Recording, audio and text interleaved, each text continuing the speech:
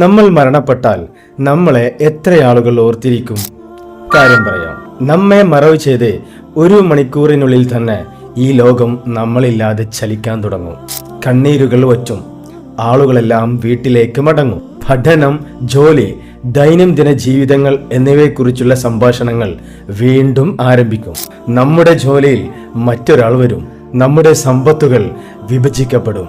നമ്മുടെ ഫോട്ടോസും വീഡിയോസുമെല്ലാം നമ്മൾ ജീവിച്ചിരുന്നു എന്നതിൻ്റെ വെറും അടയാളങ്ങൾ മാത്രമായി മാറും. നമ്മുടെ ശരീരം മണ്ണോട് ചേരുമ്പോൾ നമ്മൾ ആർക്കു വേണ്ടിയാണോ ജീവിച്ചത് ആ ആളുകൾ അവരുടെ പഴയ ജീവിതചര്യകളിലേക്ക് മടങ്ങും. എത്ര പെട്ടെന്നാണ് നമ്മെ മറന്നു പോകുന്നതല്ലേ?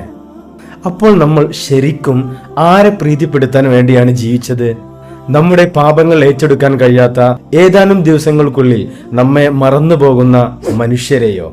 അതോ നിങ്ങളെ ഒരിക്കലും മറക്കാത്ത, നിങ്ങളുടെ പ്രാർത്ഥനകളും ത്യാഗങ്ങളും കഷ്ടപ്പാടുകളും രേഖപ്പെടുത്തി വെക്കുന്ന ജഗന്നിയന്താവായ ദൈവത്തെയോ?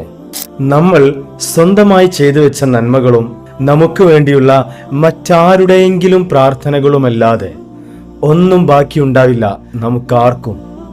ഇനിയും കാണാം.